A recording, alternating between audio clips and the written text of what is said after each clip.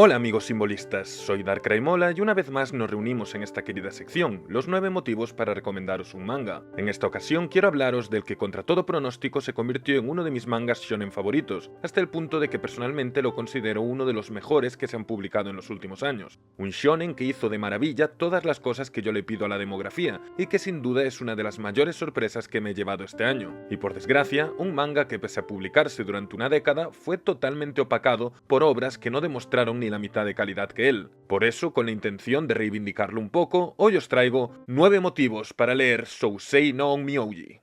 1. El shonen olvidado. Sousei no Onmyouji, también conocido como Twin Star Exorcist, es, como ya hemos dicho, un manga de demografía shonen escrito por Yoshiaki Sukeno. Comenzó a publicarse en 2014 en la revista Jump Square, es decir, la revista hermana de la Shonen Jump que se publica mensualmente. Tras 10 años sacando capítulos, finalmente terminó el pasado septiembre de 2024, dejándonos 134 capítulos recopilados en 35 volúmenes. Hay que tener en cuenta que al ser un manga mensual, sus capítulos son el doble de largos que los de uno semanal, teniendo estos unas 40 páginas en vez de las habituales 15 o 20. Pero, ¿de qué trata Sousei? En esencia, es la típica historia shonen que hemos visto 500 veces y que seguiremos viendo una y otra vez. Básicamente trata sobre la infinita guerra entre los exorcistas, es decir, humanos con poderes mágicos, y los Kegare, unas criaturas corruptas y malditas que amenazan a la humanidad. Apasionante, ¿verdad? Pero, por genérico que suene, lo que hace especial a Sousei es cómo, utilizando este planteamiento tan jodidamente cliché, intenta hacer algo diferente. O bueno, no sé si diferente es exactamente la palabra, pero lo que quiero decir es que de verdad aprovecha esta idea que tantas veces hemos visto. Sousei nos muestra una guerra por el futuro de la humanidad y realmente se siente como una. En este panorama actual del shonen en el que nos movemos, lleno de supuestas batallas por el destino del mundo, en las que todo sale súper bien y los buenos siempre se salen con la suya sin perder nada, Sousei es una obra muy atrevida a la que no le tiembla el pulso a la hora de mostrar las consecuencias de lo que implica una verdadera guerra, y ya solo por eso merece una oportunidad. Eso sí, voy a ser honesto, de primeras, Sousei es un manga al que cuesta meterse. Para empezar, no tiene precisamente el mejor dibujo, o sea, mejora muchísimo, y progresivamente nos va dejando grandes páginas y paneles, pero al principio todos los personajes parecen caricaturescamente cabezones o chibis, y es todo un poco extraño, de hecho a mí no me gustaba nada ese estilo. Además, los capítulos, como ya dije, son largos y aún por encima están llenísimos de texto. Texto interesante porque hay muchas interacciones entre personajes, pero desde luego no siento que sea un manga para ventilárselo en una tarde como por ejemplo Chainsaw Man. Por estos motivos, entiendo en cierto modo que pasase tan desapercibido en la comunidad hispana, pues desde luego en esta generación TikTok no es algo que muchos estén dispuestos a aguantar. Yo mismo, aunque lo empecé en 2022, lo tuve en pausa años, porque honestamente me daba bastante pereza leerlo. Y claro, no era consciente de lo que se estaba cocinando. No es que el inicio sea malo, de hecho es bastante correcto y muestra buenas dinámicas, simplemente es que si no tienes expectativas por lo que vendrá después, probablemente acabes subestimando al manga pensando que es como todos los demás con una temática similar. Pero amigos, os prometo que a partir de los 50 capítulos, justamente cuando termina el típico arco del torneo shonen, esto empieza a ir hacia arriba sin parar. Y como siempre, ya sé que la recomendación de aguanta hasta que se ponga bueno es un arma de doble filo porque es desprestigiar todo lo anterior, pero si decidís leerlo no me gustaría que os pasase como a mí y lo dropeaseis pronto ignorando la joyita en la que se convertiría después. Pero bueno, no pasa nada porque aún tengo unos cuantos motivos más para intentar convenceros. 2. El anime no es fiel. Eso sí, antes de daros más detalles sobre la trama y los personajes,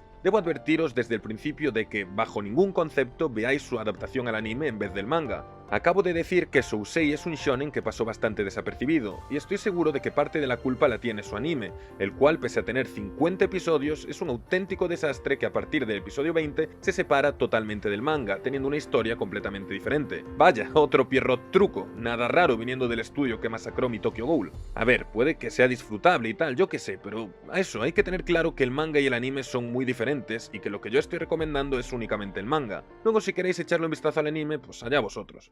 3. Mis papis. Aunque Sousei sea un shonen de peleas, de forma no irónica también es, sobre todo, una historia de amor, y una buenísima, pues de hecho el romance es uno de los temas principales de su argumento, siendo así uno de los puntos más fuertes de este manga.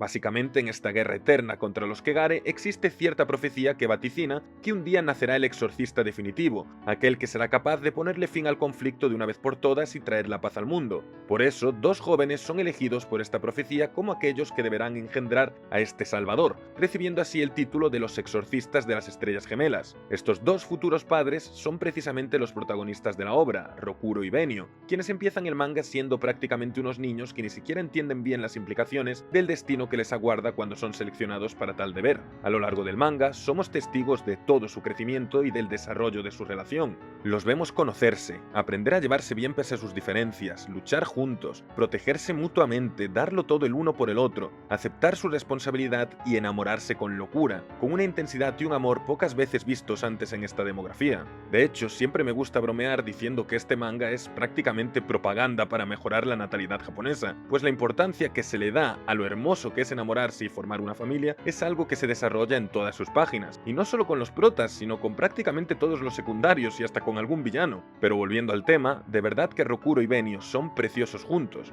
y es una auténtica caricia al alma ver tanto su evolución como personajes como la de su relación simultáneamente. Ya sabéis que me gusta exagerar en esta sección y siempre tiro unas sentencias loquísimas, pero para mí, al menos entre lo que he visto, son la mejor pareja del shonen y por muchísimo. Lo que me han hecho llorar estos dos no tiene nombre. Por supuesto, como protagonistas individuales también tienen sus propios arcos y conflictos, y los dos me gustan un montón, pero es la dinámica de su romance lo que verdaderamente hace que destaquen para mí. Y mira que yo no soy la persona más romántica del mundo, y puede que ni siquiera esté en un top 10, pero por favor, creedme cuando os digo que vale la pena ser testigo de este amor. 4. Tiene huevos. Acabamos de hablar de amor, pero ya es suficiente de ser unas nenazas, es el momento de la esencia. Como dije antes, si Sousei destaca para mí entre todas las historias con premisas similares, es porque el autor está totalmente desatado. Aquí no es que muera gente, es que si queda alguien vivo es prácticamente un milagro. Ya sabéis que a mí me gustan mucho las muertes en las historias, pero tampoco es que piense que esté bien matar por matar. Creo que es importante que estas muertes sirvan para contar algo, que tengan una función más allá del shock. Y personalmente creo que Sousei maneja muy bien este campo, pues siempre que mata a un personaje importante se asegura de que lo conozcas perfectamente y que su pérdida tenga peso tanto para ti como lector como para el resto de los que quedan vivos dentro de la historia. Sí, mueren muchos personajes, pero sobre todo mueren muchos rostros conocidos y lo hacen, en mi opinión, de forma sublime, dejando varios de los momentos más impactantes y dramáticos del manga. Ha habido muertes que me han dejado verdaderamente sorprendido porque no me podía creer que el mangaka tuviese los huevos de llegar tan lejos, y otras que me han dolido muchísimo por lo mucho que quería esos personajes. Así que, ¿estoy diciendo que el hecho de que un manga tenga buenas muertes es un motivo de peso para leerlo?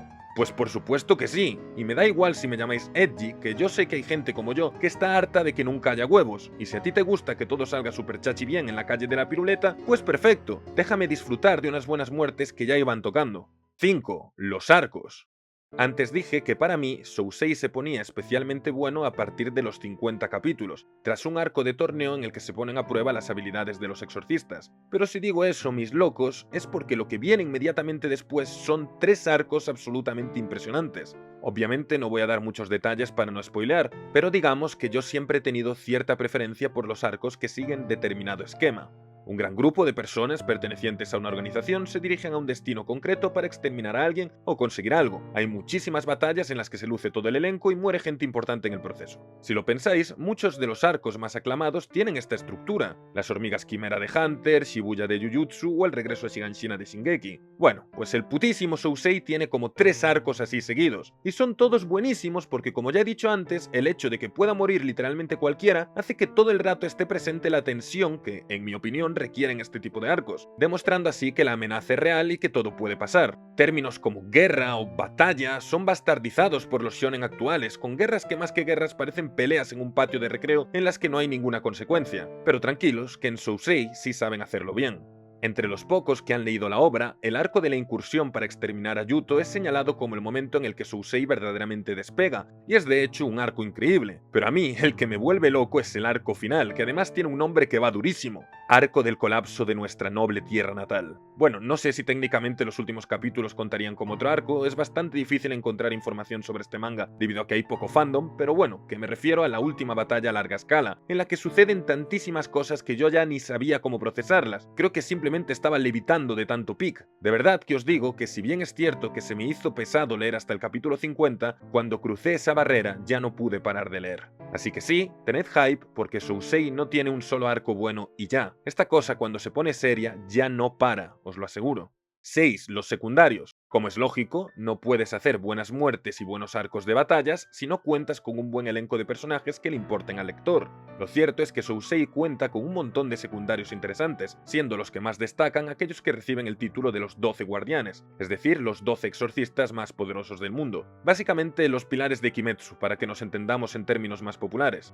Estos 12 cabrones no solo son espectaculares en batalla, sino que la mayoría cuentan con historias y trasfondos muy bien trabajados. De hecho, el arco del torneo que mencioné antes sirve precisamente para conocerlos mejor y así luego poder disfrutar más de ellos en sus posteriores batallas a muerte. Pero por eso no puedo hablaros mucho de esta gente, porque algunos van, otros se quedan, bueno, ya me entendéis. Por supuesto, creo que el favorito de muchos será Shimon, un tipo serio, frío, facherísimo y ultra épico que se parece al prota de The Wall Ends With You, y que cada vez que sale es un chute de dopamina. Yo también lo adoro, igual que a Seigen, que es el típico maestro cabroncete con una actitud similar a Levi, y a Shizuru, una chica a la que le suceden tantísimas desgracias que hasta me pregunto si el mangaka la odiaba o algo. Pero, sobre todos estos, mi personaje favorito de este manga es, sin ninguna duda, Tenma Unomiya. 7. La soledad del más fuerte. El tema de la soledad del más fuerte es uno que a menudo funciona muy bien para crear personajes muy épicos y conmovedores, personajes que aunque son los más poderosos en su mundo, precisamente por culpa de esto arrastran una gran soledad debido a lo que implica esa fuerza, sintiéndose desconectados de los demás o a menudo viéndose como los únicos que sobreviven cuando todos los demás caen. Ejemplos los hay a montones, de hecho hasta podría hacer un top algún día, y si hiciese ese top, Don Tenma Unomiya tendría asegurado un puesto alto. Este personajazo se convirtió rápidamente en una de mis representaciones favoritas de este tropo, especialmente viendo lo hijo de puta que es al inicio del manga y todo lo que se escondía detrás de esa actitud. Su rivalidad con Shimon, al que mencioné previamente, fue algo digno de verse, y su conclusión la considero perfecta, siendo uno de los mejores momentos de este manga y una escena que se os quedará grabada en la memoria. De verdad que ya solo por conocer a Tenma valió la pena leer este manga. 8. Los villanos. Ya hemos hablado de los buenos, toca dedicarle un poco de tiempo a los malos. Como explicaba antes, en Sousei los antagonistas son criaturas malditas llamadas Kegare, seres monstruosos que cuantos más exorcistas han matado, más evolucionan, llegando a convertirse en humanoides que reciben el término Basara. Y entre estos Basara encontramos auténticos personajazos, como Kamui, otro de mis personajes favoritos, un Basara que debido a sus encuentros con nuestros protas, acaba cuestionándose su propia naturaleza y las emociones que va desarrollando, teniendo así una de las mayores evoluciones dentro de la obra, si no la mayor. También amé a Gabura, un Basara que solo conoce la pasión de la matanza y la destrucción, pero cuya rivalidad con una exorcista humana nos lleva a otro de los mayores pics del manga.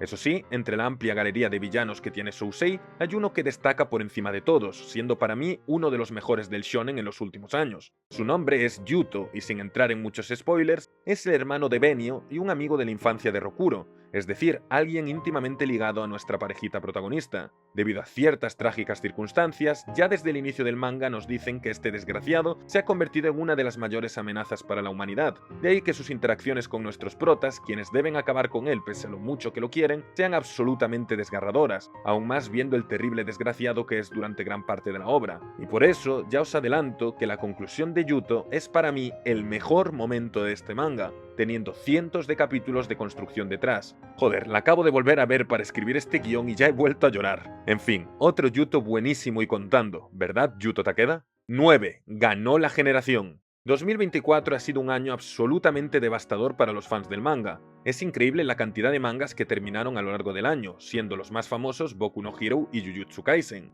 Y, ocultado tras todo el revuelo de estos criticados finales, también terminó tímidamente Sousei, sin que casi nadie se diese cuenta. ¿Y sabéis qué? Sin entrar en spoilers, creo que su final es bastante bueno. Como dije en el shonen semanal en el que me tocó cubrirlo, a nivel personal no es que me haya gustado mucho el capítulo final, pues me parece muchísimo mejor el penúltimo, pero considero que fue un cierre bonito y posiblemente lo más correcto para una obra así. Todos los fans de Sousei que conozco, que son como 3 o 4, un saludo rico caldo, quedaron contentísimos y yo la verdad es que también. Se cerró todo lo que había que cerrar, sucedió todo lo que tenía que suceder y tuvimos una conclusión preciosa a la altura de los valores del manga. Y creedme, hoy en día que un manga tenga un buen final es algo a valorar muy positivamente. Así que eso, leed Sousei no Myoji, disfrutad de este grandísimo manga, casaos y tened muchísimos hijos. No lo hagáis por mí, hacedlo por él. En fin, espero que os haya gustado mucho el vídeo, y si así ha sido, os pediría que por favor le dieseis like, comentaseis y os suscribieseis en caso de no estarlo, pues actualmente estoy en medio de un reto para llegar a los 100.000 suscriptores, y toda ayuda es bienvenida. Muchas gracias y hasta la próxima.